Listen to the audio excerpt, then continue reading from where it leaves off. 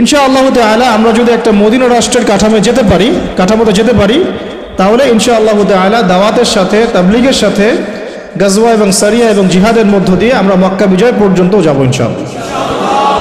যেটা আজ হোক আর কাল হোক এই বিশ্ববাসী দেখবেই যে ইনশাআল্লাহ মুসলিমরা বাইতুল মুকাদ্দাস জয় করেছে। এটাতে সন্দেহের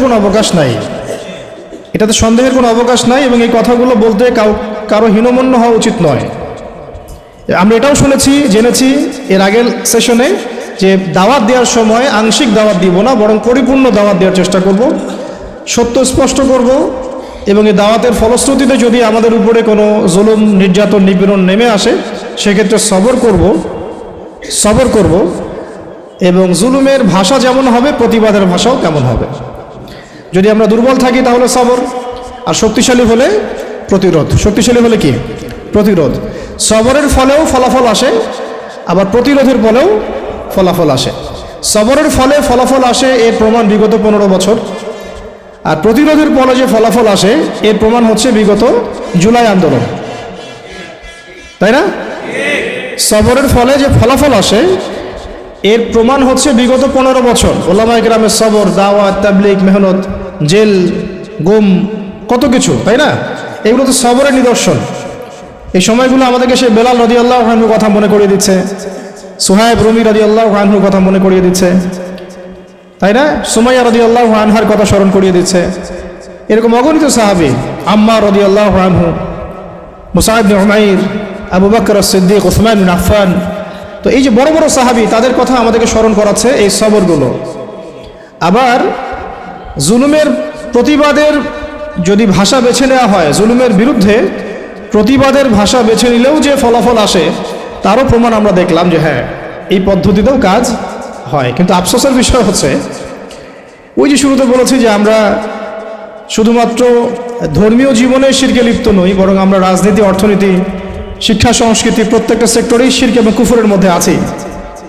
তো একটা অন্যতম রাজনৈতিক শিরক, কুফর, তাগুত এবং কি বলবো যে চিন্তার দর্শনের পার্থক্য, দ্বৈনতা হচ্ছে এমন যে আমি নোট করে নিয়ে আসছি যে গণতান্ত্রিক পদ্ধতিতে, তথাকথিত গণতান্ত্রিক পদ্ধতিতে যদি কেউ প্রতিবাদের ভাষা বেছে নেয়, রাজপথে নেমে পড়ে, ঠিক আছে, মারে এবং মরে। আবার বলছি, তথাকথিত গণতান্ত্রিক পদ্ধতিতে কেউ যদি প্রতিবাদের ভাষা বেছে নেয়, রাজপথে নেমে পড়ে, হাতে ছোটোখাটো অস্ত্রও তুলে নেয়, ঠিক আছে, এবং নিজেও মারে এবং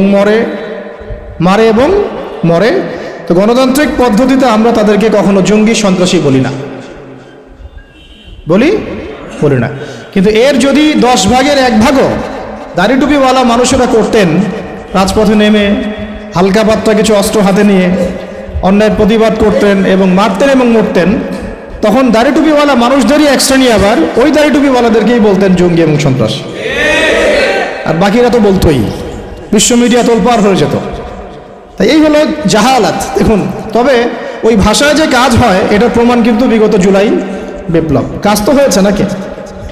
আমরা কিন্তু কেউ ছাত্র ভাইদের এই বিপ্লবকে সমালোচনা করছি না, তাদের এই অভ্যুত্থানের সমালোচনা কিন্তু আমরা কেউ করছি না। তাদেরকে কেউ বলেছে তারা জঙ্গি, তারা সন্ত্রাসী? এই কাজটা যদি আমরা করতাম রাস্তায় নেমে তাহলে কি হতো কি না? আমরা তো করিনি, শুধু এতটুকু বলেছিলাম যে দিন কায়েম হয় দাওয়াত এবং জিহাদের মধ্য দিয়ে। তাতেই তো এই শব্দগুলো যারা বলেছে তারা ওই বেলাল রাদিয়াল্লাহু আনহুর মতো স্যাক্রিফাইস করতে হয়েছে, সুমাইয়া রাদিয়াল্লাহু আনহার মতো শহীদ হতে হয়েছে, কারো কাঁধে 10টা, 20টা, 50টা মামলা ঝুলছে, ঠিক আছে, কাউকে 10 বছর, 12 বছর, 3 বছর, 5 বছর জেলে পচে মরতে হলো। এখনও যে কত কি হচ্ছে এগুলো তো আমরা সবাই জানি। তো এই যে দেখুন বৈষম্য, তাই না, ন্যায় বিচারের বৈষম্য, সত্য গ্রহণের বৈষম্য, এই বৈষম্যগুলো দূর করতেও ইলমের দরকার। কিসের দরকার? এই যে অ্যান্সারটা আমি দিলাম, এই অ্যান্সারটা কিন্তু তারা কেউ উল্টাতে পারবে না ইনশাআল্লাহ। এটা এমন একটা দলিল আপনাদেরকে দিলাম, এই দলিলটা তারা কখনোই কিয়ামত পর্যন্ত উল্টে দিতে পারবে না ইনশাআল্লাহ, যে তারা সার্জিসদেরকে কখনো জঙ্গি বলবে না। গণতান্ত্রিক পন্থীরা এবং সো কল ডেমোক্রেটিক সিস্টেমের মধ্যে যারা আছেন তারা কখনো আমাদের এই ভাইদেরকে কখনো জঙ্গি সন্ত্রাসী বলবে না, বরং গণতান্ত্রিক পদ্ধতিতে তারা এই কনফ্লিক্টগুলোকে জায়েজ করে নিয়েছে।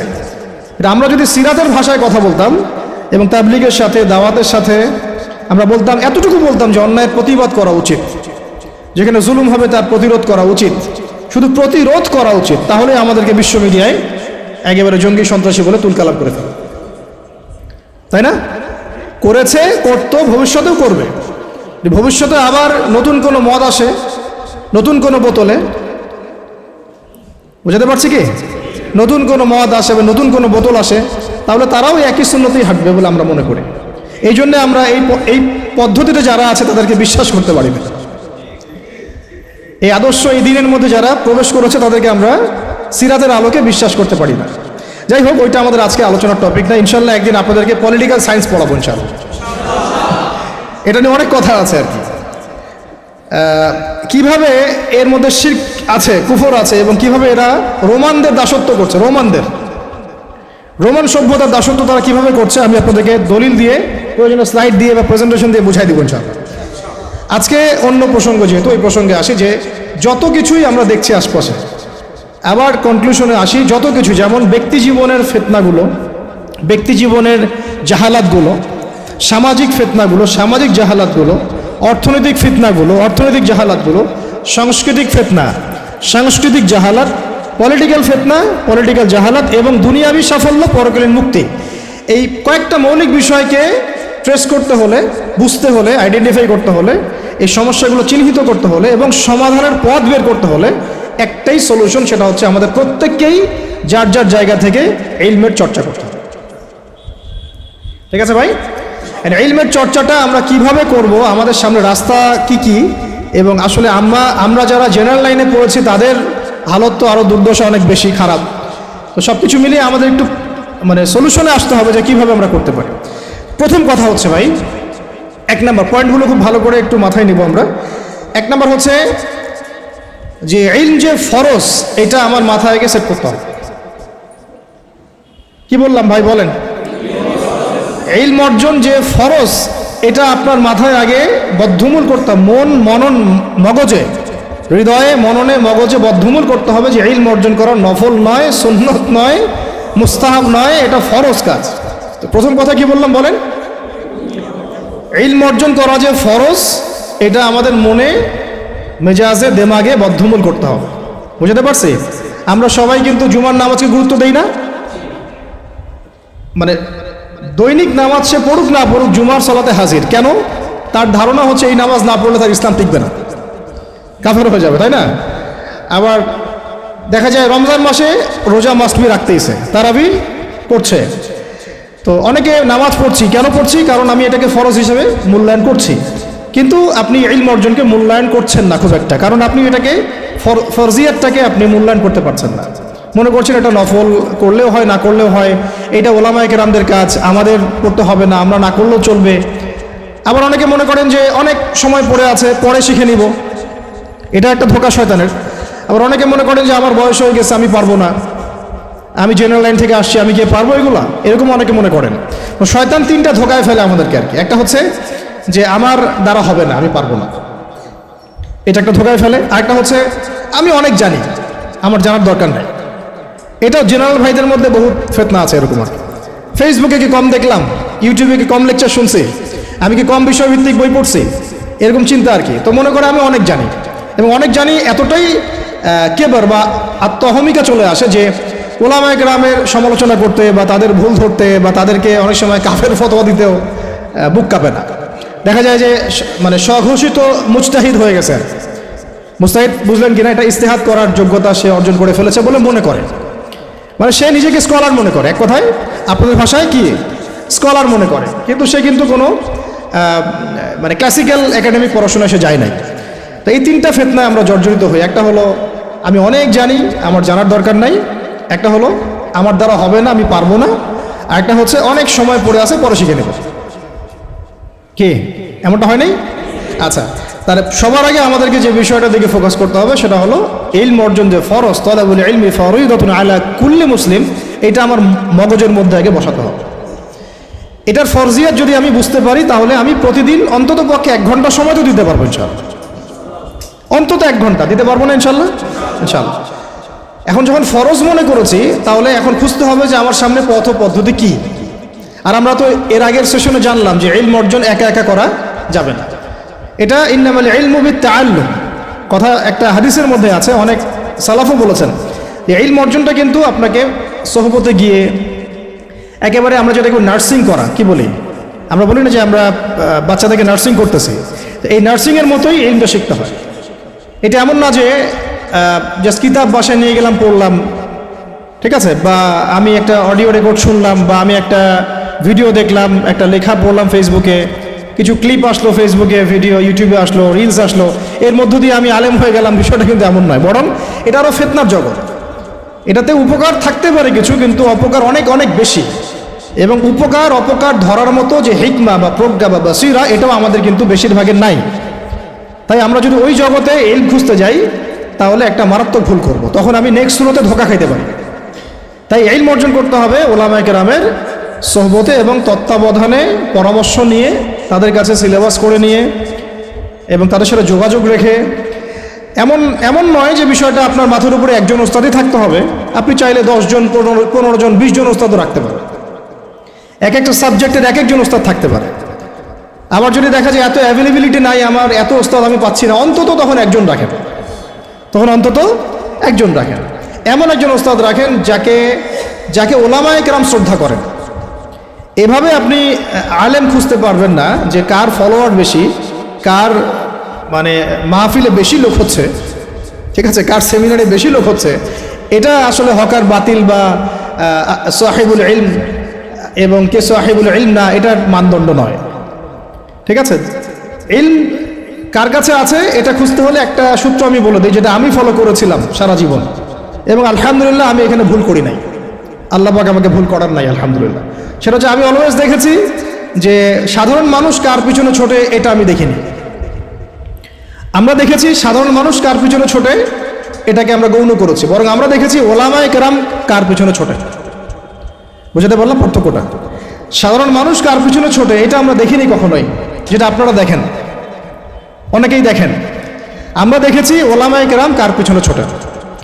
এটা যদি আপনি দেখতে পারেন, আপনি ইনশাআল্লাহ একেবারে সাহিবুল ইলম পর্যন্ত পৌঁছে যাবেন ইনশাআল্লাহ। বুঝতে পারছি? এটা এখন আপনার দায়িত্ব। আমি তো একটা দুইটা নাম বলে দিলে এটা আপনি বলবেন যে আমি তাকে পছন্দ করি না, আমি তাকে হক মনে করি না। আমাদের তো আবার হক মনে করার মানদণ্ড অনেক রকম, অনেক সময় এটা আবার বিভিন্ন দলে দলে ভাগ হয়ে গেছে আর কি। যে আইডিওলজি বিলং করে তার বাইরে কাউকে হক মনে করতে চায় না। তো এটা আপনারা খুঁজে নেন, আল্লাহ পাক খোঁজার তৌফিক দান করেন। তো আমরা মূলনীতি জানলাম যে ইলম অর্জন করব এবং মুহাক্কিক বরেণ্য ওলামায়ে কেরামের সান্নিধ্যে এবং তাদের সহবতে। এখন তৃতীয় বিষয়টা লাগবে আমার একটা কনস্ট্রাকটিভ সিলেবাস। কি লাগবে? সিলেবাস। এখন এই সিলেবাসটা 6 মাসের 1 বছরের এমন না, এই সিলেবাসটা হচ্ছে পুরো লাইফ লং সিলেবাস। আমরা যারা মাস্টার্স পরীক্ষা দিয়েছি আমরা কত বছর পড়েছি ভাই? মিনিমাম 22-24 বছর। অন্তত 22-24 বছর যদি আমি দুনিয়াবি পড়াশোনার জন্য ব্যয় করি, অন্তত 12টা বছর তো আমার দিনই ইলম শেখার পেছনে ব্যয় করা উচিত। যদি 24টা বছর যদি আমি দুনিয়াবি জ্ঞান শেখার জন্য ব্যয় করতে পারি, অর্থ দিতে পারি, সময় দিতে পারি, শ্রম দিতে পারি, বাবার জমি বিক্রি করতে পারি, মেসে থাকতে পারি, ডাল ভাত খেয়ে থাকতে পারি, হ্যাঁ, বেড শেয়ার করে থাকতে পারি, ফ্লোরে ঘুমাইতে পারি, মশার কামড় খাইতে পারি, ওখানে জন্ডিস হয়ে যায় মানুষের, তাই না? বিষয়গুলো এর চেয়েও কঠিন হয়। কেউ বাসা থেকে টাকা চাইতে লজ্জা পান, প্রাইভেট পড়িয়ে খান, টিউশনে করিয়ে খান, তাই না? অনেক মেয়ে তো আমরা শুনেছি যে পড়াশোনার টাকা ম্যানেজ করতে গিয়ে দেহের ব্যবসাও করছেন। নাউযুবিল্লাহি মিন যালিক। কত স্যাক্রিফাইস, হ্যাঁ, দুনিয়াবি জ্ঞানের জন্য কত স্যাক্রিফাইস। তো যাই হোক, দিনের জ্ঞান অর্জন করার জন্য অন্তত অর্ধেক তো করেন, 10টা বছর তো দেই। কারণ দিনের ইলম তো আসলে 10 বছরে অর্জন করা যাবে না, এটা তো স্টার্টিং হবে, এটা হবে শুধুমাত্র বিগিনিং অনলি। কারণ ইলম কাকে বলে এটা তো আমি আসলে বুঝাইতে পারতেছি না, বুঝতেছি যেটা আমি আপনাকে বুঝাইতে পারতেছি না। মুসা আলাইহিস সালাম এত বড় একজন রাসূল যার উপরে তাওরাত নাজিল হয়েছে, তাই না? তিনি একদিন তো বলে ফেলেছিলেন যে আমার মনে হয় যে আমি সবচেয়ে বেশি জানি। তাকে প্রশ্ন করা হয়েছিল, আপনি কি সবচেয়ে জ্ঞানী মানুষ কিনা? আল্লাহ রাব্বুল আলামিন তো এই জায়গাটা ধরেছেন এবং খিদর আলাইহিস সালামের সন্ধান দিয়েছেন, না আমার একজন বান্দা আছে তোমার চেয়ে বেশি জানে। তখন তিনি তার সাথে দেখা করার জন্য সফর করেছেন। এই সফরটা খুব লম্বা ছিল, কষ্টের সফর ছিল। সফর করে তিনি যখন তাকে পেয়েছেন, ওই খিদর আলাইহিস সালামকে, তো খিদর আলাইহিস সালাম বলেছিলেন যে ইন্নাকা লান তাস্তাতিআ মা'ইয়া সাবরা, আমার কাছে এমন জ্ঞান আছে আল্লাহর পক্ষ থেকে যেটা অর্জনের ব্যাপারে তুমি আমার সাথে ধৈর্য ধরতে পারবে না। তুমি মূসা আমার সাথে ধৈর্য ধরতে পারবে না। নবীকে বলা হচ্ছে এই কথাটা। আরেকজন নবীকে বলা হচ্ছে তোমার চেয়েও জ্ঞানী মানুষ আছে, এবং তার নাম খিদর আলাইহিস সালাম। তার ব্যাপারে আল্লাহ পাক বলছেন ওয়া আল্লামনাহু মিন লাদুন্না ইলমা, আমি আল্লাহ তাকে আমার পক্ষ থেকে জ্ঞান শিক্ষা দিয়েছি। মানে আল্লাহ পাক তার পক্ষ থেকে তাকে জ্ঞান শিক্ষা দিয়েছে। এবং তারা যখন ওই যে বোটে নৌকার করে সফর করছিলেন, তখন একটা পাখি এসে একটু পানি খেয়ে চলে যায়। তখন খিদর আলাইহিস সালাম বলেছিলেন যে এই যে পাখিটা যতটুকু পানি নিয়েছে, এই যে পাখিটা যতটুকু পানি নিয়ে গেছে এখান থেকে, এই পুরো কায়নাতের যে জ্ঞান, মানুষের অন্য মাখলুকের যত জ্ঞান আছে, তোমার আমার যত জ্ঞান ওই পানিটুকুর মতো। আর এই যে পুরো দেখছো তুমি নদী এবং সাগর যত কিছু আছে, এটা হলো আল্লাহ রাব্বুল আলামিনের জ্ঞান। তো আমরা তো জ্ঞান কি ওটা বুঝাতে পারতেছি না। এই জন্য দেখবেন যে যত বড় আলেম হয় সে তত বিনয়ী হয় এবং তত বেশি সে মানে বইয়ের পোকা হয়ে যায়। আমাদের ওস্তাদদেরকে আমরা দেখেছি যে বই ছাড়া তারা তো মনে হয় একটা ঘন্টাও সময় অপচয় করেন না। কিতাব থাকেই হাতে অথবা সাথে ব্যাগে, চলতে ফিরতে খালি বই পড়ছেন আর পড়ছেন। তো এটা একটা সুরত। তাহলে আমরা বুঝলাম যে জ্ঞানের কোনো শেষ নাই। তাহলে যেহেতু কোনো শেষ নাই এবং জ্ঞানের মূল উৎস আল্লাহ রাব্বুল আলামিন, তাহলে এটা একটা লাইফ লং প্রসেস। তবে একটা নির্দিষ্ট গন্তব্যে গেলে আমরা মোটামুটিভাবে ফরজে আইন জানতে পারবো, অ্যাটলিস্ট কোরআন তেলাওয়াত শিখতে পারবো, অ্যাটলিস্ট ইনশাআল্লাহ আরবি ভাষাটুকু তুলনামূলক শিখতে পারবো ইনশাআল্লাহ। এরপরে কিছুটা অনুবাদ করতে পারবো কোরআনুল কারীম ইনশাআল্লাহ, হাদিসের ইবারতগুলো পড়তে পারবো ইনশাআল্লাহ, ফিকহের কিতাবগুলো পড়তে পারবো, আকীদার কিতাবগুলো পড়তে পারবো। আশা করা যায় ওই পর্যায়ে গেলে আমি তখন আরও বড় কিছু করার জন্য ফিকির করতে পারবো। তো ওই লেভেল পর্যন্ত তো আমাকে যেতে হবে, তাই না? আচ্ছা, এখন আসেন এই লেভেল পর্যন্ত যাওয়া আমাদের এই সোসাইটির কথা বলছেন, আমাদের জন্য কতটা সহজ বা কতটা কঠিন। ঠিক আছে, তাহলে জানলাম ইলম অর্জন করতে হবে, ফরজিয়াত আছে, ওলামা কেরামের সোহবতে করতে হবে, এটা খুবই বেশি জরুরি। একা একা করা যাবে না, একা একা করলে আপনি আহলে ফেসবুক ওয়াল জামায়াত হয়ে যাবেন। ঠিক আছে, এবং আপনি তখন স্বঘোষিত আমিরও হয়ে যেতে পারেন। বুঝতে পারছি? নিজেকে হাসির পাত্রে পরিণত করবেন এবং আপনাকে নিয়ে ইউটিউবার রিলস বানাবে আর ভিডিও বানাবে, আপনি ভাইরাল হয়ে যাবেন। ভাইরাল ঠিকই হয়ে যাবেন, কিন্তু ওলামা কেরামদের বদদোয়া লাগবে গায়ে। ঠিক আছে, আল্লাহ পাক আমাদেরকে এইসব ফিতনা থেকে হেফাজত করে না।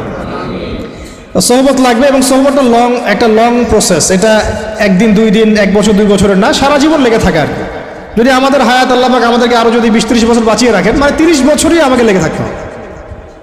ব্যাপারটা এরকম আর কি। আল্লাহ পাক যেন আমাদেরকে ইলমের পথে দীর্ঘ নেখায়াত নসিব করে না। এরপরে আসেন, আমরা জানলাম যে এখন শিখতে হবে কি, অন্তত পক্ষে আল কোরআনুল কারীমের বিশুদ্ধ তিলাওয়াত, তারপরে আরবি ভাষা, কোরআনুল কারীমের যে ব্যাকরণ, এতটুকু ব্যাকরণ, অনুবাদ, পাশাপাশি হাদিসের কিতাব পড়ার যোগ্যতা অর্জন করা, ফরজে আইনের জ্ঞান তো অর্জন করবেনই, ফিকহের জ্ঞান অর্জন করা, আকীদার জ্ঞান অর্জন করা, সিরাত, গুরুত্বপূর্ণ সাবজেক্ট কি সিরাতের জ্ঞান অর্জন করা, ইসলামের ইতিহাসের জ্ঞান অর্জন করা, ইসলামী অর্থনীতির জ্ঞান অর্জন করা, এবং এর পাশাপাশি বর্তমান বিশ্বের অর্থনীতি, বিশ্ব ব্যবস্থা, ভূগোল, ভূ রাজনীতি, এগুলো আমাদের তো জানা আছে মোটামুটি, যেহেতু আমরা জেনারেল ব্যাকগ্রাউন্ড থেকে আসছি। এগুলো তো ইউনিভার্সিটিতে পড়েছেন মাশাআল্লাহ। এমনকি ইউনিভার্সিটিতে আপনারা অনেকে ওয়েস্টার্ন ফিলোসফি পড়েছেন, আমার চেয়ে আপনারা ভালো জানেন। অনেকে ম্যাথামেটিক্সে এখানে আছেন, অনার্স মাস্টার্স করেছেন, কেমিস্ট্রিতে আছেন, ফিজিক্সে আছেন, অনেক বড় বড় জায়গা থেকে মানুষ এসেছেন, MBBS ডক্টরও আছেন। তো এই পড়াশোনা তো মাশাআল্লাহ আপনার আছেই। এখন কোনটা ল্যাকিংস? ইসলামিক বেসিক পড়াশোনার ল্যাকিংস আছে, তাই তো? এখন আমাদের সামনে দুটো রাস্তা। একটা হচ্ছে বাংলাদেশের শিক্ষা সিস্টেমটা আপনি দেখবেন 2 ভাগে বিভক্ত। একটা ভাগ হচ্ছে মাদ্রাসা শিক্ষা ব্যবস্থা, একটা হলো জেনারেল শিক্ষা ব্যবস্থা। এখন মাদ্রাসা শিক্ষা ব্যবস্থা তাদের মতো করে তারা সাজিয়ে নিয়েছেন এবং এটার মধ্যে মাশাআল্লাহ যা আছে তার বেশিরভাগই কি আমাদের সবার জন্য উপকারী। হয়তো মাদ্রাসা শিক্ষার কারিকুলামে জেনারেল শিক্ষার কিছু সাবজেক্ট নাই, যেমন ধরেন ফিজিক্স নাই, বা সায়েন্সের বেসিক সায়েন্সগুলো নাই, ইংরেজি হয়তো সব জায়গায় বাধ্যতামূলক না, কিছু কিছু জায়গায় হয়তো আছে, তারপরে ভূরাজনৈতিক প্রেক্ষাপটগুলো নাই, ইকোনমিক্সের পড়াশোনাটা কম, মানে যে পড়াশোনাগুলো এখন ওয়ার্ল্ডকে ডিল করতে প্রয়োজন হচ্ছে এইগুলো কিছু কিছু ক্ষেত্রে কোনো কোনো মাদ্রাসায় নাই। আর যে মাদ্রাসাগুলো পুরোপুরি আধ্যাত্মিক, ঠিক আছে, ইলম এবং তাসাউফে পরিপূর্ণ, ওই মাদ্রাসাগুলোতে এই সাবজেক্টগুলোর প্রয়োজনও নাই, কারণ ওইটা যদি ওখানে ঢুকানো হয় তখন সেখানকার রুহানিয়াত নষ্ট হয়ে যাবে। এই সেন্সে ওগুলো এভাবে আছে, এটা পারফেক্ট আছে। হয়তো তারা যখন আলেম হয়ে যাবেন, দাওরা হাদিস পাশ করবেন, মানে ইফতা দিয়ে ফেলবেন, এরপরেও তারা চাইলে কিন্তু ইংরেজিতে একটা কোর্স করতে পারেন, আইসিটির কোর্স করতে পারেন, তাই না, কম্পিউটার সায়েন্সের কোর্স করতে পারেন, এভাবে তারা তাদের সেলফ স্কিল ডেভেলপমেন্ট করতে পারেন। তো ওই দিকে তাদেরকে আর কোনো রকম চাপ দেওয়ার সুযোগ নাই, বা দেওয়ার দরকারও নেই, উচিত না। আমাদের দিকে আসেন, বাকি সাবজেক্ট আরেকটা ডিপার্টমেন্ট হচ্ছে জেনারেল ডিপার্টমেন্ট, তাই না। এখন আমাকে একটা প্রশ্নের উত্তর দেন যে মাদ্রাসা ব্যাকগ্রাউন্ডের স্টুডেন্টদের সংখ্যা বেশি না জেনারেল ব্যাকগ্রাউন্ডের স্টুডেন্টের সংখ্যা বেশি? আচ্ছা, কোনো জরিপ আছে আপনাদের কাছে কত পার্সেন্ট বেশি? কোনো আইডিয়া আছে যে আমাদের মাদ্রাসা ব্যাকগ্রাউন্ডের স্টুডেন্ট সংখ্যা কত এবং জেনারেল ব্যাকগ্রাউন্ড স্টুডেন্টের সংখ্যা কত? জি, মোটামুটি কাছাকাছি গিয়েছেন আপনি। 25% আমাদের দেশে মাদ্রাসা ব্যাকগ্রাউন্ডের মানুষ আছে। কত পার্সেন্ট? 25%। 75% হচ্ছে আমাদের জেনারেল ব্যাকগ্রাউন্ডের মানুষ। কোন ব্যাকগ্রাউন্ডের? জেনারেল ব্যাকগ্রাউন্ড, মানে আপনারা যারা আমাদেরকে মানে ইংরেজি শিক্ষিত বলেন আর কি, তাই না, এটা হচ্ছে 75%। আরেকটা বিষয় নোটিস করেন, সেটা হচ্ছে বাংলাদেশের পলিটিক্স, বাংলাদেশের সংবিধান, বাংলাদেশের সংসদ সদস্য, এমপি মন্ত্রীরা, অর্থনীতির সিস্টেম, ব্যাংকার, ফাইন্যান্স যারা ডিল করেন, গার্মেন্টস সেক্টর যারা ডিল করেন, যারা সমাজের নেতৃত্ব দিচ্ছেন, ঠিক আছে, তারা সবাই, তাদের দেখা যায় 98%ই জেনারেল ব্যাকগ্রাউন্ড থেকে আসছে, ঠিক আছে। আচ্ছা, বাকি 25% মানুষ আমাদের মাদ্রাসা ব্যাকগ্রাউন্ডের সাথে সম্পৃক্ত, এখান থেকে ওলামায়ে কেরাম প্রডিউস হচ্ছেন, তারা আমাদেরকে নীতি, নৈতিকতা, দিন, ইসলাম এগুলো শিখাচ্ছেন। একটা জিনিস আপনি খেয়াল করেন, যদি আপনি কোনো আলেমকে বলেন যে আপনারা হয়তো 10 জন আছেন, এখানে 10 জনের মধ্যে ধরেন যে 8 জন হচ্ছে আলেম বা মাদ্রাসা ব্যাকগ্রাউন্ডের, 2 জন হচ্ছে জেনারেল ব্যাকগ্রাউন্ডের, কখনোই 2 জন জেনারেল ব্যাকগ্রাউন্ডের কাউকে ওলামায়ে কেরাম ইমামতির দায়িত্ব দিবেন কি? নামাজির ইমামতির দায়িত্ব দিবেন? কেন দিবেন না? কারণ তারা খুব ভালো করেই জানেন এটা অনেক সমস্যা হতে পারে, তিলাওয়াতে ভুল হতে পারে, অর্থ বিকৃত হয়ে যেতে পারে, বা তার চেয়ে অনেক যোগ্য ব্যক্তি সামনে আছেন, তাই তো। দেখেন, মসজিদের ইমামতির দায়িত্বের ক্ষেত্রে আমরা জেনারেল ব্যাকগ্রাউন্ডের মানুষকে কিন্তু অতটা প্রায়োরিটি দিব না। স্বাভাবিক, যত ভালোই তেলাওয়াত আপনি করেন না কেন, যত ভালোই আপনি মানে কোরআনের হিপস করেন না কেন, দেখা যাবে যে না, সেখানে ওলামায়ে কেরামদেরকেই প্রাধান্য দেওয়া হবে, এটা দেওয়াই উচিত, এটাই স্বাভাবিক, এটাই হবে। কিন্তু আমার একটা প্রশ্ন আছে, মসজিদ, মাদ্রাসা, ওয়াজ মাহফিলের প্যান্ডেল, লেকচারের এই মানে ডায়াসগুলো, এই জায়গাগুলোতে দেখা যাচ্ছে আমরা জেনারেল ব্যাকগ্রাউন্ডের মানুষদেরকে অতটা প্রায়োরিটি দিচ্ছি না, সঙ্গত কারণেই দিচ্ছি না। কিন্তু আবার রাষ্ট্রের অনেক বড় বড় সেক্টর, যেগুলো রাষ্ট্রের সবচেয়ে বড় বড় department, for example medical sector, for example finance, garments sector, economic sector, এবং সবচেয়ে বড় কথা হচ্ছে শিক্ষা সিস্টেম, শিক্ষা কমিশন, এমপি মিনিস্টার্স এবং পার্লামেন্ট, এই সমস্ত সেক্টরে আমরা জেনারেলদের হাতে দায়িত্ব দিয়ে নিশ্চিন্তে ঘুমাচ্ছি, তাই না বিষয়টা? অথচ রাষ্ট্রের এটা হচ্ছে 80% সেক্টর। তাহলে এখানে আমার একটা প্রশ্ন হচ্ছে যে কেন আমরা দিন শিখে ওইসব সেক্টরগুলোতে যাব না? আর যদি এই সেক্টরগুলো জেনারেল ভাইদেরকেই ডিল করতে হয়, তাহলে কেন তাদেরকে দিন শেখাবো না? আমার কোশ্চেন আর কি। যেহেতু আমি তাকে ইমামতির দায়িত্ব দেওয়ার জন্য মুনাসিব মনে করছি না, তাহলে কিভাবে আমি তাকে রাষ্ট্রের দায়িত্ব দিলাম? আমাকে উত্তর দেন। আমি তাকে একটা মাদ্রাসার মোহতামিম বানাবোই না কখনো, কারণ তার সে যোগ্যতা নাই। আমি তাকে ইমামতির দায়িত্ব কখনোই দিব না, কারণ তার সে যোগ্যতা নাই বলে আমি মনে করি। তাহলে কিভাবে আমি আমার পুরো দেশের ইকোনমিক সিস্টেমের 10 জন, 20 জন, 100 জন জেনারেল মানুষকে দিয়ে দিলাম? কোনো প্রতিবাদও করলাম না, কিছু বললাম না, বা আমরা সেখানে যাওয়ার চেষ্টাও করলাম না, বা ওখানে যারা আছে তাদেরকে আমরা ইসলাম শেখানোরও চেষ্টা করলাম না, বা ওই রাষ্ট্র যারা চালায়, এমপি মন্ত্রীরা, পার্লামেন্টে যারা বসে আছে, রাষ্ট্র তো এরা চালায় না, তাদের নিচে আরও অনেক মানুষ আছে, উপরে অনেক মানুষ আছে, ডানে অনেকে আছে, বামে অনেকে আছে, আবার যারা গার্মেন্টসে আছে, যারা এখানকার মানে আমরা বলি না চাপ প্রয়োগকারী সংস্থা, তারা আছে, বিভিন্ন এনজিওস আছে, অ্যাসোসিয়েশন আছে। তো এই সবাই মিলে তারা রাষ্ট্রকে ডিল করে। তো তাদের সংখ্যা নিশ্চয়ই কয়েক কোটি তো হবেই। তো তাদের উপর আমরা পুরো দেশের দায়িত্ব কীভাবে ছেড়ে দিলাম, এটা আমার প্রশ্ন। যেখানে আমি একটা মসজিদের দায়িত্ব তাকে দিতে চাচ্ছি না, বা দেওয়ার মতো সে যোগ্য না, এবং দেওয়াটা মুনাসিবও না। তাহলে সমাধান কি এখানে? সমাধান হচ্ছে দুটা। একটা হচ্ছে আমাদের ওই 25% মানুষকেই ওই জায়গাগুলোতে যেতে হবে। কে? ওই 25% মানুষকেই শুধু মসজিদ, মাদ্রাসা এবং মক্তব এইসব জায়গায় সীমাবদ্ধ না রেখে আস্তে আস্তে গ্র্যাজুয়ালি শিক্ষা কমিশনে, শিক্ষা ডিপার্টমেন্টে, সাংস্কৃতিক ডিপার্টমেন্টে, ইকোনমিক্সের ওয়ার্ল্ডে, এবং সবচেয়ে বড় কথা ওই পলিটিক্যাল ওয়ার্ল্ডে অ্যাপ্রোচ করতে হবে। তাহলে দেখা যাবে ইনশাআল্লাহ একটা পরিপূর্ণ ইসলামিক রাষ্ট্রের দিকে আমরা যেতে পারব। অথবা এই সেকশনে যে মানুষগুলো আছে তাদেরকে মহব্বতের সাথে কাছে ডেকে বা তাদের কাছে দিনকে সহজলভ্য করে এমনভাবে তাদেরকে তৈরি করা যেন তারা ওই লেভেলে গেলে রাষ্ট্র যেন বিপথে না যায়। ঠিক যেমন আমি মসজিদ সামলাতে পারছি, সে যেন যোগ্যতা নিয়ে রাষ্ট্র সামলাতে পারে। এই কাজটা কিন্তু আসলে আমার মনে হয় না খুব বড় স্কেলে কখনো হয়েছে, বা আমাদেরকে একটা ফিকির আমরা করেছি। আল্লাহ আমাদের তৌফিক দান করে নেয়। এখন রাস্তা হচ্ছে দুটো। একটা হচ্ছে কি আপনার জেনারেল শিক্ষা এবং মাদ্রাসা শিক্ষা। এটা নিয়ে আমি কথা আর বলছি না, মাদ্রাসা শিক্ষা নিয়ে। জেনারেল শিক্ষা নিয়ে এখন আপনাদের সাথে কথা। এটা হচ্ছে একটু করা হবে, হজম করতে হবে, একটু হজম করতে হবে আর কি। আমরা যখন দেখেন সময় আছে হাতে, আমরা যখন জন্মগ্রহণ করেছি একটা সেকুলার পরিবারে, আমাদের বেশিরভাগই ইসলামিক কোনো ফ্যামিলিতে হয়তো জন্ম নেয় নাই। এমনই হয়, মাদ্রাসা ব্যাকগ্রাউন্ড হলো আলাদা হিসাব। যারা জেনারেল লাইনের ছাত্র আর কি, তারা কিন্তু বেশিরভাগই সেকুলার পরিবারগুলো থেকে আসছেন আর কি। পরিবার আমাদেরকে শিখিয়েছে ছোটোবেলা থেকেই যে প্লে নার্সারি 1, 2, 3 থেকে পড়া শুরু করতে হবে। আস্তে আস্তে আমি কি করব, বৃত্তি পরীক্ষা দিব 5-এ, দেন 8-এ, তারপরে আমি এসএসসি যাব, এইচএসসি যাব, অনার্স মাস্টার্স করে আমি অনার্স মাস্টার্সের আগে তো বিয়ে করা যাবে না, হারাম, তাই না? হারাম করে দেওয়া হয়েছে আর কি সমাজ থেকে। তারপরে চাকরি খুঁজবেন আপনি, জুতা ক্ষয় করবেন আরও 2-3 বছর। কেউ বিসিএস ক্যাডার হবেন, কেউ ইঞ্জিনিয়ারিংয়ে যাবেন, কেউ ডক্টর হবেন। মানে জন্মের আগে পিঠে একটা সিল মারা হয়, হয় বিএনপি না হলে আওয়ামী লীগ, আর না হলে সিল মারা হয় ডাক্তার না ইঞ্জিনিয়ার, তাই না? এই তো স্বপ্ন। অথবা সরকারি কোনো চাকরি পেতে হবে। এইভাবে এই মেজাজে কিন্তু আমাদেরকে গড়ে তোলা হয়েছে।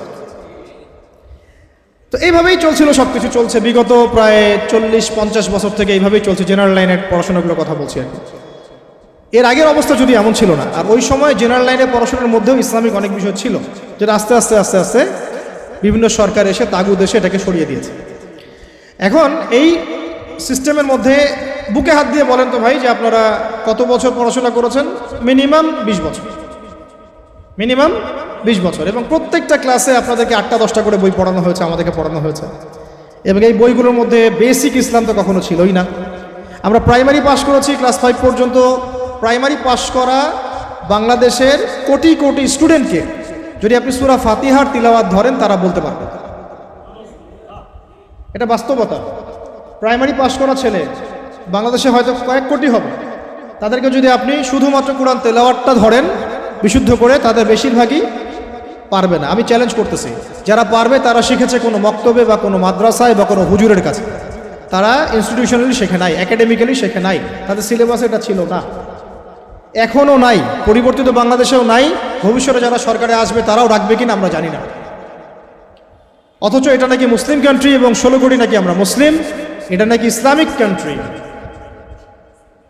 ইসলামিক কান্ট্রির শিক্ষা ব্যবস্থায় প্রাইমারি স্কুল পর্যন্ত আমার বাচ্চা কোরআন তেলাওয়াত শিখতে পারেনি, আমরাও পারি নাই। আমাদের বাবা মা আমাদেরকে শিখিয়েছেন কোনো কওমি মাদ্রাসার আলেমের কাছে বা মক্তবে। আগে পড়েছি আমরা মক্তবে, তারপরে কওমি মাদ্রাসা যাওয়া আসা করতে করতে তেলাওয়াত শিখেছি। ওটা স্কুলে আমরা শিখি নাই। কোরআন বাদ দিয়ে সবই শিখেছি স্কুলে, অঙ্ক, বাংলা, ইংরেজি, সমাজ বিজ্ঞান, ধর্ম, সবই। এমনকি শারীরিক শিক্ষা। আমার তো মনে আছে আমাদের প্রাইমারি স্কুলে তখন সঙ্গীত একটা সাবজেক্ট ছিল, চারু কারুকলা একটা সাবজেক্ট ছিল। তাহলে আমরা সব শিখছি, ললিত কলা পর্যন্ত শেখানো হচ্ছে, কিন্তু সেখানে কোরআন নাই। মানে খাদ্য, বস্ত্র, বাসস্থান, শিক্ষা, চিকিৎসার মৌলিক যে চাহিদাগুলো, এর মধ্যে কোরআন স্থান পায় নাই, নাউযুবিল্লাহ। মানে কোরআন মুসলিমদের মৌলিক অধিকার নয়, তারা এটাই বোঝাতে যাচ্ছে। তা আমি বললাম না শুরুতে যে এই রাষ্ট্র শুধু পলিটিক্যালি সেকুলার রাষ্ট্র নয়, বরং এটা এডুকেশনালিও এটা একটা সেকুলার রাষ্ট্র, ইকোনমিক্যালি এটা একটা সেকুলার রাষ্ট্র। শুধুমাত্র পলিটিক্যালি এটা একটা সেকুলার রাষ্ট্র নয়, শিক্ষা ব্যবস্থায়ও এটা সেকুলার।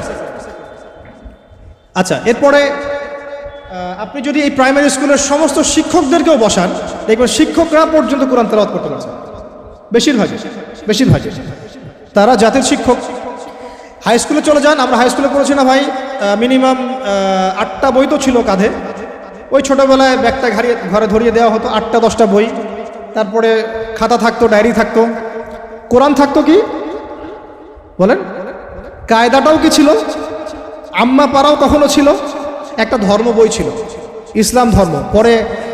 পরে রেজিম এসে ওটাকে দিয়েছিল ইসলাম ও নৈতিক শিক্ষা। তার কাছে মনে হচ্ছিল যে ইসলাম নৈতিক না, নৈতিক যোগ করতে হবে, নাউযুবিল্লাহ মিন যালিক। সে নৈতিক শব্দ যোগ করেছিল, মনে আছে কিনা ভুলে গেছেন? আচ্ছা, তো আমাদের ওই ব্যাগের মধ্যে কোরআন ছিল না। এখন ছিল না তার মানে দেখেন, ক্লাস 6 থেকে, প্রাইমারি শেষ, ক্লাস 6 থেকে নিয়ে 10 পর্যন্ত আপনি কি এই 5-6 বছরে 6টা সূরা মুখস্থ করছেন কিনা? স্কুলে হাই স্কুলে করেছেন? আর বাকি কি সাবজেক্ট পড়েছি এটা তো আপনারা জানেন, ফিজিক্স, কেমিস্ট্রি, বায়োলজি ওখানে অ্যাড হয়ে গেছে।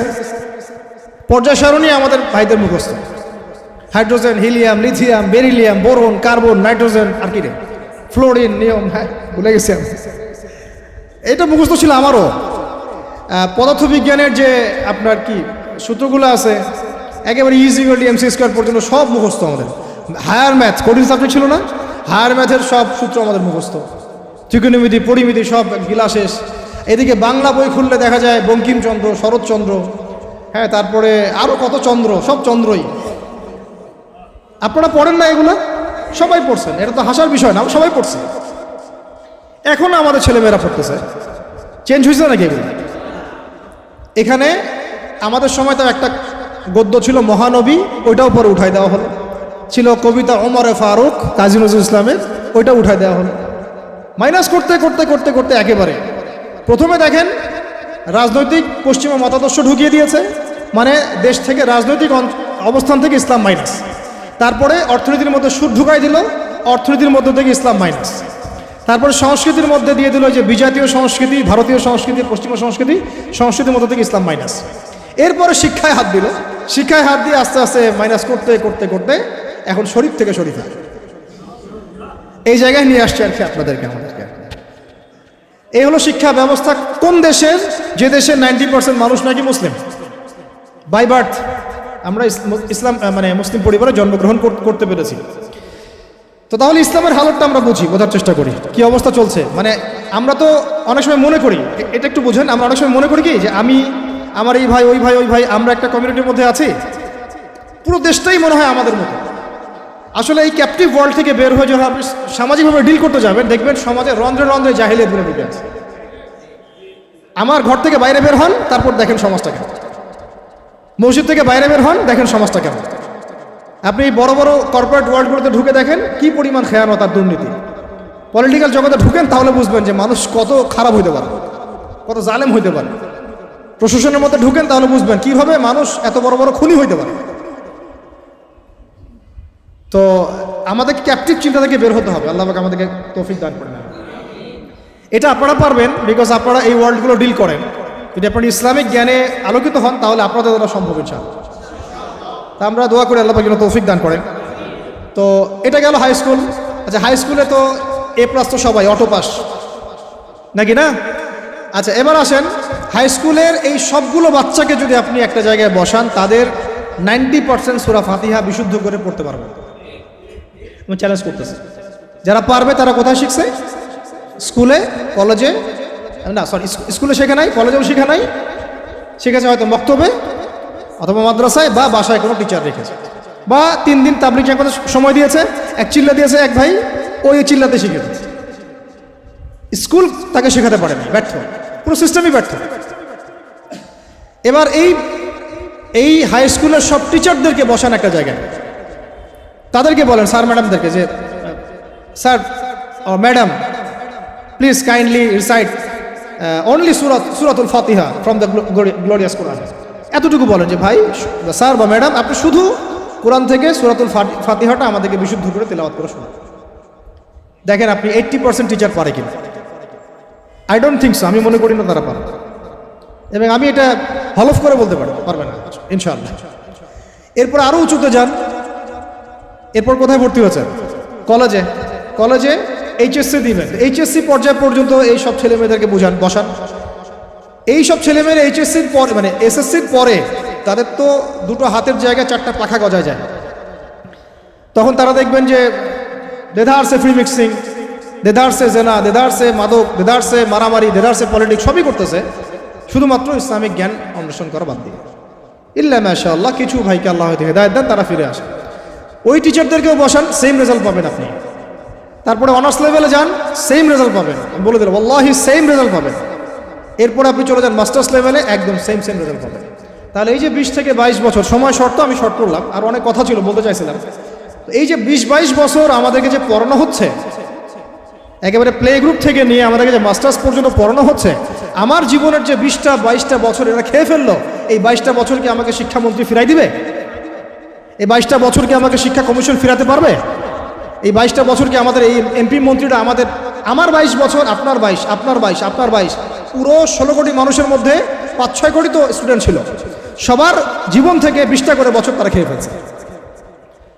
তাহলে এক অনন্ত মহাকাল তারা খেয়ে ফেলল, এবং সেই সময়গুলোর মধ্যে তারা আমাদেরকে কোরআন শিখতে দিল না, আরবি ভাষাও শিখতে পারলাম না, কোরআনের তাফসীর তো দূরের কথা, অনুবাদও শিখতে পারলাম না, নাহু সরফের বেসিক জ্ঞান শিখতে পারলাম না, হাদিস তো এবারত দেওয়া তো বহু দূরের কথা, হাদিসের মানে জাস্ট রিডিং পড়াটুকু আমি শিখতে পারলাম না।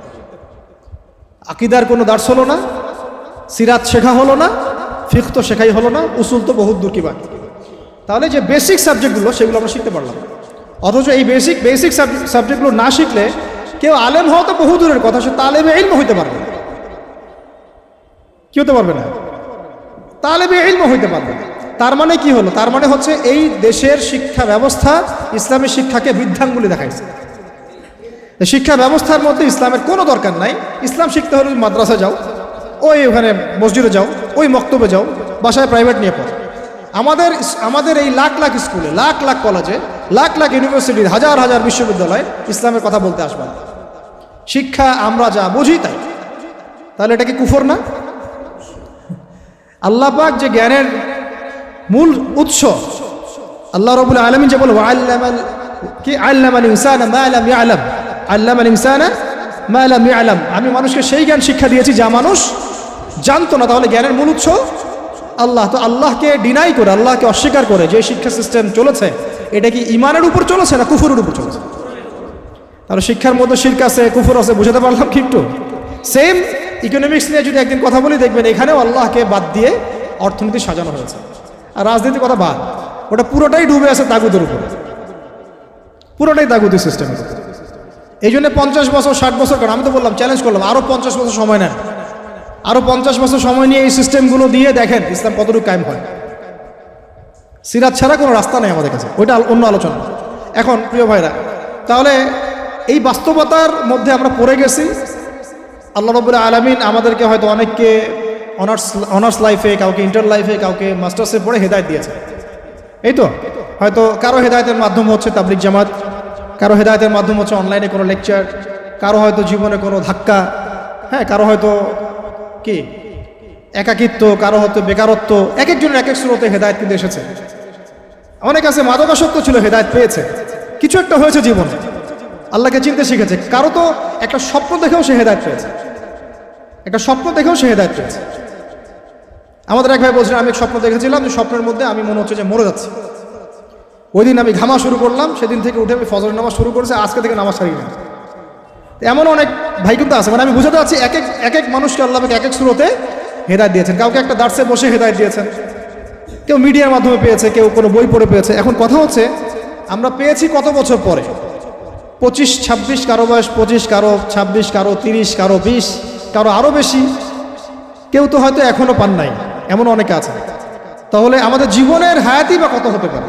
সর্বোচ্চ 60 বা 70 বা 80 বা 100 বছর তো আশা আমরা কেউ করি না, ঠিক আছে? গড় আয়ু এই উম্মার 60 বছর থেকে 65 বছর। এখন তাহলে বাকি আছে কতটুকু? যদি ধরি 20 বছর 25 বছর, তাহলে এখনও যদি এই বাকি 20 বছর আমি দিনের জ্ঞান শেখার জন্য ওয়াকফ করতে না পারি, তাহলে আমার চেয়ে বোকা পৃথিবীতে দ্বিতীয় কোনো মানুষ নেই। এই চেতনা জাগ্রত করার জন্যে এতগুলো কথা বলা, যে এখনও যদি আমরা ওই আগে যেভাবে 25 বছর 30 বছর কাটিয়ে এসেছি, সেম স্টাইলে যদি কাটাতে চান ওই 3টা ধোকায় পড়ে, তাহলে ওয়াল্লাহি আমার আপনার মতো বোকা এবং আহাম্মক মানুষ পৃথিবীতে আর কেউ নেই। তাহলে বাকি সময়টুকু কাজে লাগাই ইনশাল্লাহ। আর কাজে লাগাবেন কীভাবে? এই হচ্ছে লাস্ট কথা, আজানের আগে লাস্ট কথা হচ্ছে কাজে লাগাবো কীভাবে। আর কাজে লাগানোর জন্য আপনার কাছে আমার ক্ষুদ্র জ্ঞানে কয়েকটা অপশন আছে। এক হচ্ছে আপনি কোনো একজন বরেণ্য আলেমকে ধরেন, আলেমকে ধরে তার দরবারে, তার দার্সে, তার মাদ্রাসায় পড়ে থেকে ইসলাম শেখেন, যেটা হয়তো সবার জন্য সম্ভব হবে না, তবে এটাই সবচেয়ে মুনাসিব পদ্ধতি। কেন বললাম? কারণ সালাফগণ এইভাবেই দিন শিখেছে। ওলামায়ে কেরাম এর দরবারে দার্সে পড়ে থাকতেন, তাদের মাদ্রাসায় পড়ে থাকতেন, তাদের খেদমত করতেন, তার সাথে চলাফেরা করতেন, যেভাবে হোক ইলম শিখতেন। ইলম মানে তো শুধু লিখার পড়া না, ইলম মানে অনেক কিছু। ইলম মানে আখলাক, ইলম মানে আমল, ইলম মানে তাসকিয়া, অনেক কিছু ইলমের অন্তর্ভুক্ত। ইলম শুধু কিন্তু সার্টিফিকেটের নাম নয়। ওই যে মুসা আলাইহিস সালামকে আল্লাহ পাক বললেন, না তোমার চেয়ে জ্ঞানী মানুষ আছে। তিনি তো নবী ছিলেন, রাসূল ছিলেন, সুবহানাল্লাহ। তো এটা হচ্ছে একটা উপায় বা সুরত, যে একজন বরেণ্য আলেমকে খুঁজে বের করে তার সাথে মশওয়ারা করে তার সোহবতে থাকা, কন্টিনিউয়াসলি তার কাছে যাওয়া আসা করতে থাকা, এবং তিনি যে দিক নির্দেশনা দেন সেভাবে পড়াশোনা করা। এটা হয়তো সবার পক্ষে পসিবল নাও হতে পারে। দ্বিতীয় সুরত হচ্ছে যে এখন যে যেখানেই আছেন সেখান থেকে শিফট করে মাদ্রাসায় ভর্তি হয়ে যেতে হবে। মাদ্রাসায় ভর্তি হয়ে গিয়ে কোথা থেকে পড়া শুরু করবেন? যেহেতু আপনি এখনও তিলাওয়াতও জানেন না, তাহলে তিলাওয়াত থেকে। যেহেতু আপনি এখনও হয়তো কেউ তিলাওয়াত জানেন, কোনো হিফজ করা হয়নি, কিছুটা হিফজ করতে হয়, অথবা হিফজ করেছেন কিছু, এখন আপনি নাহু সরফ থেকে শুরু করবেন, আরবি ভাষা থেকে শুরু করবেন, আস্তে আস্তে বড় ক্লাসে যাবেন। এখন আপনারাই জানেন ভালো করে যে আপনারা কোন পর্যায়ে আছেন। দেখা যাবে বেশিরভাগই কোরআন তেলাওয়াতও এখনও বিশুদ্ধ করে করতে পারছে না, বেশিরভাগই আরবি ভাষাও জানছে না। তাহলে এখন কি আপনাদের এই বয়সে মাদ্রাসায় শিফট করা পসিবল কিনা? বেশিরভাগের ক্ষেত্রে কি পসিবল? দেখা যাবে হয়তো 5% 10% পারবেন, বাকিরা কিন্তু পারবেন। তাহলে তাদের কি সুরত? তাদের জন্য আরও সুরত হচ্ছে, এটা খুব একটা ইফেক্টিভ না, তারপরেও এটা একটা মন্দের ভালো অপশন। সেটা হচ্ছে অনলাইনে অনেক কোর্সেস আছে বিভিন্ন প্রতিষ্ঠানে, সেখানে হয়তো 3 মাস 4 মাস 6 মাস করে বিভিন্ন কোর্স করতে করতে কিছুটা জ্ঞান শেখা। তাও সেটা একা একা না, ওই ওস্তাদদের সোহবতে থাকতে হবে, পরামর্শ করে থাকতে হবে, ঠিক আছে? অনলাইনের একটা সেকশন হতে পারে, এই সেকশনে আমরা ইলম শিখতে পারি ইনশাআল্লাহ। এটা একটা সেকশন হতে পারে, এটা নিয়ে আমি পরে কথা বলছি ইনশাআল্লাহ। মাগরিবের পরে প্রশ্নোত্তর পর্বে কিছু কথা হবে ইনশাআল্লাহ। 4 নম্বর সুরত হচ্ছে অফলাইনে মাদ্রাসায় ভর্তি না হয়েও ওলামায়ে কেরামের সোহবতে, তাদের তত্ত্বাবধানে এইরকম 6 মাস 3 মাস 1 বছর 2 বছর এরকম কিছু কোর্সের মধ্য দিয়ে শরিয়া গ্র্যাজুয়েশনের দিকে যাওয়া। শরিয়া গ্র্যাজুয়েশন কোর্সের মধ্য দিয়ে, অথবা ইসলামিক ডিপ্লোমার কোর্সের মধ্য দিয়ে, বা সাবজেক্ট ওয়াইজ বিভিন্ন কোর্সের মধ্য দিয়ে আপনি একটু একটু করে জ্ঞান শিখতে পারবেন। এটা একটা সুরত হতে পারে। আরেকটা হতে পারে যে তাবলিগের সময় দিয়ে, বেশি সময় দিয়ে ওলামায়ে কেরামদের সোহবত এখানে পাবেন, ওইখানে আবার কোরআন তেলাওয়াত থেকে শুরু করে আস্তে আস্তে একটু একটু করে আগানো। তো মূল পড়াশোনা কিন্তু এই 4-5টা মাধ্যমের মধ্যে ওই দুইটাই। একটা হলো আপনার মাদ্রাসা শিফট হয়ে ভর্তি হয়ে পুরো ক্লাসিক্যাল সিলেবাসে পড়াশোনা করা, যেটা বেশিরভাগের ক্ষেত্রে পসিবল হয় না। আরেকটা হলো ওলামায়ে কেরামদের কোনো একজন, অন্তত একজনকে ধরে রেখে, তার সাথে নিসবত রেখে যাওয়া আসা করতে করতে তার কাছে জ্ঞান শিখতে থাকে। এছাড়া কিন্তু জেনারেল শিক্ষিত এই ভাইদের জ্ঞান শেখার খুব একটা রাস্তা আমার জানা মতে আমার চোখে পড়ে না। বাকি যেটা আপনাদের সামনে পড়ে সেটা হলো আহলুল ফেসবুক ওয়াল জামাআহ, যেটার মধ্য দিয়ে আপনারা জ্ঞান শিখবেন না, বরং জাহালাত শিখবেন। অল্প কিছু জ্ঞান শিখতে পারেন, অমুক একটা লেকচার দিচ্ছে, ভাই আপনার লেকচার শুনলাম, এই কথা বলছেন, ওই কথা বলছেন, এইগুলো জাস্ট বিচ্ছিন্ন একটা কাটিং পিস আর কি। আমরা এই যে আজকে যে লেকচারটা হলো, এই লেকচারটা হয়তো পুরোটা অনলাইনে আপনি কখনো পাবেনও না, এমনও হতে পারে। হয়তো এখান থেকে কেউ একজন অল্প কিছু অংশ দিয়ে দিচ্ছে, ওই অংশটুকু নিয়ে মানুষ ভাইরাল করে রেখে দেবে। অথচ এখানে যে আরও অনেক আলোচনা হয়েছে, এটা কিন্তু আর কেউ বুঝতে পারলো না, জানতে পারলো না। একইভাবে যারা এই ফেসবুকিং করে আর ইউটিউবিং করে, তাদের বেশিরভাগ কিন্তু দিনের জ্ঞানে পাণ্ডিত্য অর্জন করে নাই, তাই তাদের ম্যাক্সিমামই জানে না কোন অংশটুকু প্রচার করতে হবে আর কোনটা প্রচার করতে হবে না। এই কারণে তারা এমন এমন অংশ প্রচার করে যেটার প্রচার করলে ওদের কাছে মনে হয় ভিউজ বেশি হবে। ওই ভিউজের ধান্দায় গিয়ে তারা সমাজে ফিতনা ছড়ায় দেয়। আর একটা বিতর্কিত বক্তব্য কারো চলে গেলে আমাদের তো একটা দায়িত্ব আছে, বিতর্কিত বক্তব্য আসলে আমাকে আবার কাউন্টার দেওয়াই লাগবে। তখন বিভিন্ন আলেম আবার বসে বসে ওয়াজ মাহফিলে কাউন্টার দেওয়া শুরু করে। আবার ওই কাউন্টার পিসগুলোকে নিয়ে তারা আবার রিল তৈরি করবে, ক্লিপ তৈরি করবে, করে আবার কাউন্টার ভিডিও দিবে। এই চলতে থাকবে, মূল আলোচনা থেকে জাতি বঞ্চিত হয়ে যাবে। তো এই জগৎটাতে আপনি ইলম পাবেন না, বরং বেশিরভাগই জাহালাত পাবেন। তার প্রিয় ভাইরা এবং বোনদেরকেও বলছে একই সাথে, বোনদের কথা বলতে ভুলে গেছে, আমার মনে ছিল না যে এখানে কিছু বোন আছে। এখন এটা হলো আপনাদের সুরত, আপনাদের কাছে তাও কিছু সাহসিকতা আছে যে ঠিক আছে আমি জব ছেড়ে দিলাম বা আমি আমার পড়াশোনা ছেড়ে দিলাম, দিয়ে আমি মাদ্রাসায় ভর্তি হয়ে গেলাম। এই সাহস তো করে অনেক দিনই ভাই, করে না? করছে। অনেকে বলছে ঠিক আছে আমি অফলাইনে শিখবো, ওস্তাদের কাছে শিখবো, 6 মাস 6 মাস 1 বছর 2 বছর যা লাগে লাগুক আমি শিখবো। এরকম সাহস কিন্তু অনেক দিনই ভাই দেখান। অনেকে আপনার অ্যাভেলেবল আলেমকে পান, তাদের সোহবতে যেতে পারেন, তাদের সাথে কথা বলতে পারেন, বাট বোনরা কি করে? তাদের তো সাপ্তাহিক তালিম ছাড়া আর কিছুই করার থাকে না। এমনকি বিয়ে হয়ে গেলে তো সংসারে চলে যায়, তখন তো মানে সন্তান প্রতিপালন করতে তাদেরকে সব কিছু ব্যয় করতে হয়, তারা কিন্তু তখন ইলম শেখার সুযোগটা পান না। আর এই বোনরা যখন ইউনিভার্সিটিতে পড়েন সেখানে মেসে থাকেন, তাই না? ওখানে দেখা যায় বাসার থেকে টাকা পাঠায় বা প্রাইভেট পড়ে টিউশনি করে তারা ইউনিভার্সিটিতে পড়াশোনা করেন। এবং অনেক দিনই বোন সেখানে হ্যারাসমেন্টের শিকার হন, পর্দার খেলাফ কাজ করতে হয়, টিচারদের দ্বারা হ্যারাসমেন্ট হন, বন্ধুর দ্বারা হ্যারাসমেন্টের শিকার হন, কোনো সময় ধর্ষণের ঘটনাও ঘটে। আর কখনো ধর্ষণ না হলেও ফ্রি মিক্সিংয়ের কারণে অনেকেই জেনায় লিপ্ত হয়ে যেতে পারে, তাই না? এটা কি পার্সেন্টেজ কম না বেশি? এটাও কিন্তু খুব মানে মহামারীর মধ্যে ছড়াইছে বিষয়টা। এর প্রমাণ আমরা সবাই জানি, আমরা বাইরে হয়তো বলছি না, কিন্তু আমরা জানি ভিতর থেকে এটা হয়। তো এখন এই বোনদের দিন শেখার ফিকিরটা কি? তারা কিভাবে দিন শিখবে বলেন? আপনারা বলেন আমরা কি করবো এই বোনদের জন্য, কি করতে পারি আমরা তাদের জন্য? এখন যদি মহিলা মাদ্রাসা তৈরি করতে থাকি তাহলে এই বোনদের পক্ষে কি পসিবল যে তাদের এই সব কিছু ছেড়ে দিয়ে আবার নতুন করে মিজান জামাতে ভর্তি হওয়া বা এসো আরবি শিখি বইটা নিয়ে ভর্তি হয়ে পড়াশোনা শেখা, আরও 10 বছর পড়াশোনা করে, তাদের পক্ষে কি পসিবল? তাহলে তাদের পক্ষে অফলাইনে শেখার জন্য এইরকম কিছু কোর্সের দরকার আছে স্থানীয়ভাবে, যেখানে তাদেরকে যে শিখতে না হয়, প্রত্যেকটা জেলায় প্রত্যেকটা গ্রামে ইউনিয়নে প্রত্যেকটা জায়গায় তারা যেন এগুলো অ্যাভেলেবল পায়। তাহলে হয়তো তারা কিছুটা দিন শিখতে পারবে ইনশাল্লাহ। যেটা মক্তব প্রজেক্টের আন্ডারে আনা যায় বা ইসলামিক স্ট্যান্ডার্ড প্রজেক্টের আন্ডারে আনা যায়, অথবা তাদেরকে অনলাইনে কিছু দিনের দার্সের মধ্য দিয়ে, কোর্সের মধ্য দিয়ে হয়তো দিন শেখানো যাবে, তাও লিমিটেড। কারণ অনলাইনের মধ্য দিয়ে পরিপূর্ণ দিন শেখানো যায় না, এটা আমি নিজেই বলে দিচ্ছি, এটা আসলে পসিবল না। কিছুটা দেয়া যায়, কিছুটা দার্স দেওয়া যায়। আপনারা এখানে বসে আছেন, একটা আই কন্ট্যাক্ট হচ্ছে, মাথা নাড়াচ্ছেন, আমার কথা বুঝতে পারছেন। অনলাইনে আমি জাস্ট কানের মধ্যে একটা ইয়ারফোন লাগাইলাম আর আমি দেখছি এখানে কতজন জয়েন করেছে, আমি আমার বক্তব্য দিয়ে গেলাম, কাউকে পড়া ধরলাম, দিল, যে পড়া করলো কে করলো না, আমি ততটুকু করতে পারলাম না। এখানে যদি আমার বাচ্চা থাকে 100টা, আমি কিন্তু একজন করে টিচার দিয়ে আমি পড়াতে পারতাম। তো অনলাইনে পরিপূর্ণ আসলে সেই ইলমের যে নূরটা, সেই যে তাসিরটা, এইটা আসে না। তো ওইটাও একটা মন্দের ভালো অপশন। তাহলে দেখেন আমরা কত বড় বিপদে আছি। বিপদটা কি গেস করতে পারছেন আমরা কত বড় বিপদে আছি? ইলম শেখার ইচ্ছা থাকলেও অনেক সময় উপায় আমাদের সামনে থাকছে না। সবচেয়ে বড় আমাদের মানে ভয়ঙ্কর বিপদটা কি? অনেকের ইলম শেখার ইচ্ছা আছে কিন্তু আপনি উপায় বের করতে পারছেন। তাহলে এই 4টা 5টা 6টা উপায়ের বাইরে যদি কোনো উপায় থাকে তাহলে আপনারা আমাকে জানাবেন। আর যদি দেখা যায় এর বাইরে কোনো উপায় নাই, তাহলে এই 4টা 5টা উপায়ের মধ্যে কোনো একটা আপনাকে গ্রহণ করতে হবে। গ্রহণ করে ইনশাআল্লাহ তাআলা ইলম শিখতে হবে।